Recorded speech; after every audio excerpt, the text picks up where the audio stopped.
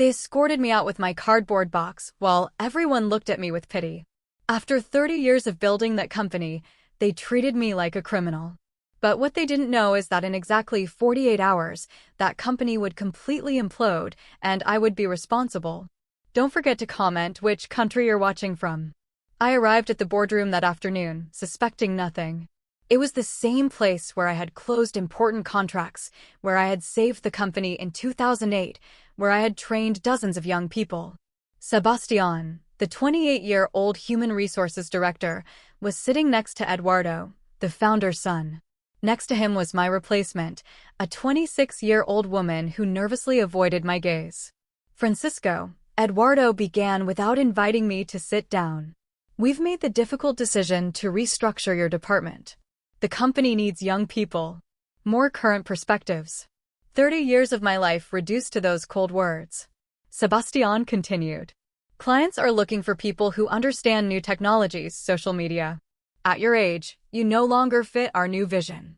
They offered me a generous severance package, 3 months' salary, and a gold watch in recognition of my years of service. A handout disguised as a favor, an insult wrapped in corporate courtesy. We hope you understand this isn't personal, Eduardo concluded with a fake smile. It's just business, Francisco. Times change. As the security guard escorted me toward the exit with my box of belongings, several colleagues whispered among themselves. Some avoided my gaze, others offered me sympathetic smiles. They all thought the same thing. Poor Francisco, this is how a 30-year career ends. The young employees I had trained now watched me pass by like an endangered dinosaur. Their looks said it all. This is what happens when you don't adapt to the future. What they didn't know is that during my 3 decades there, I had developed a habit, documenting absolutely everything. That night in my studio, while my wife Carmen tried to comfort me, I was reviewing something they had never imagined. A complete digital archive of recordings from the past 5 years. At first, I recorded meetings to take better notes and remember contract details. Over time, it became my life insurance policy. That night, I discovered something devastating. Eduardo coordinating bribes to municipal officials.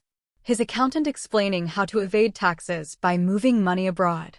Discussions about using cheaper materials on government projects without reporting the changes. But that wasn't all. He had recordings where he planned to systematically lay off employees over 50. His own voice was crystal clear. Sebastián, we need to expedite the dismissal of everyone over 50. By the end of the year, I want at least 30 of them gone.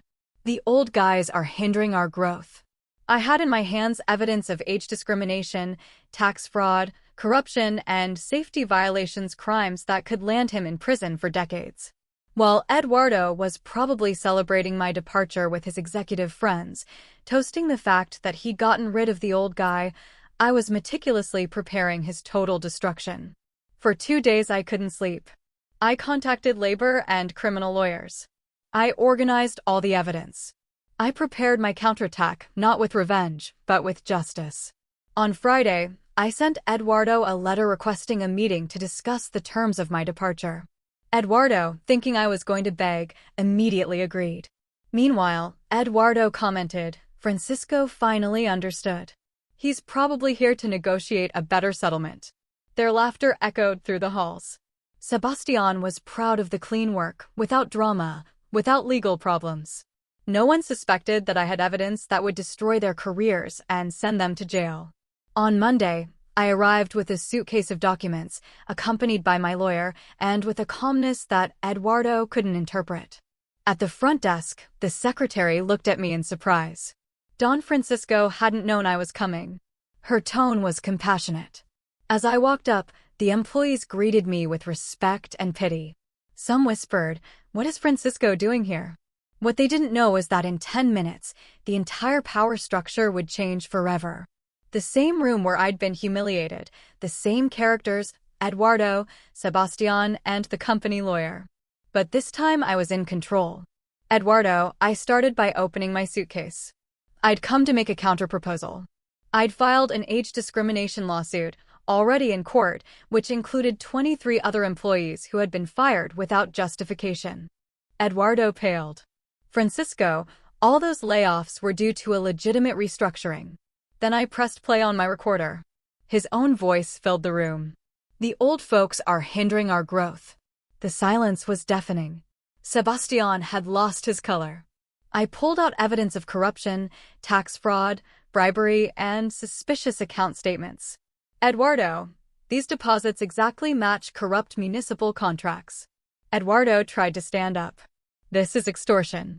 No, Eduardo, this is justice. For 30 years, I built this company with honesty. You're destroying it with corruption. I laid my final card on the table. I have copies scheduled to be automatically sent to the prosecutor's office, the tax agency, the media, and clients within 24 hours. His expression went from contempt to absolute terror. Unless we reach an agreement that benefits all the employees who have been victims of your administration. Eduardo tried desperately to negotiate, threaten his contacts, even beg for mercy, but I held all the cards, and he knew it perfectly well. My terms were completely non-negotiable.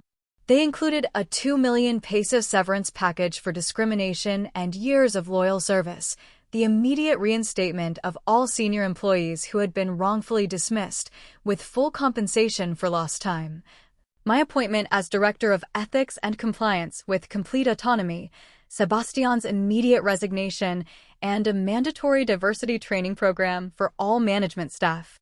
You have until exactly 5 p.m. tomorrow to sign everything, I told him, standing up calmly. After that time, the evidence will automatically be made public, and there's no turning back. Eduardo had no choice, sign or face jail and the destruction of the company. Eduardo signed all the legal documents at 4:30 the next day, his hands shaking. 6 months later. I'm still working at the same company, but now as Director of Ethics and Compliance, with a 40% higher salary and the absolute respect I've earned after 3 decades of dedication. Eduardo formally remains CEO, but now under the constant supervision of a completely revamped board of directors. Sebastian was immediately fired and replaced by Maria Gonzalez, a 52-year-old professional with vast experience who fully understands the value of generational diversity. What I did wasn't revenge, it was leadership. I didn't seek to humiliate, but to create respect as the norm, not the exception. Experience isn't a weakness to be hidden, it's a strength to be used at the right time. Your experience is valuable, and there are legal ways to make it count. Don't let anyone make you feel obsolete. Have you experienced age discrimination at work? Yeah, IT starts quietly. At first, it's just the small things, the way colleagues glance past you in meetings, choosing the younger voice even when your experience could have solved the problem faster. Then come the comments, disguised as jokes, maybe the software is too advanced for you, or we need fresh energy for this project. They laugh. You don't. Age discrimination in the workplace doesn't always roar. Sometimes it whispers. It whispers that you're too old to learn something new, too slow to keep up, too outdated to add value. And if you're not careful, those whispers crawl under your skin and settle in your thoughts until you begin to believe them. But here's the truth. Experience is not a burden, it's a weapon. Every year you've lived, every mistake you've survived, every success you've earned, that is knowledge no textbook, no online course, no youthful enthusiasm can replace. You are not obsolete. You are seasoned. And in a world where trends shift overnight, wisdom is the one currency that never loses value. Yes, discrimination hurts.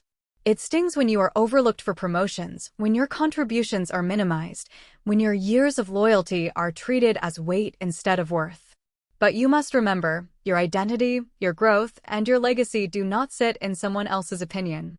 They sit in the choices you make every day to rise, to learn, to adapt, and to stand tall in the face of dismissiveness. Fight back not with anger, but with resilience. Take the course, learn the tool, ask the question. Prove to yourself, not them, that you can adapt. Because when you keep growing, their judgments crumble.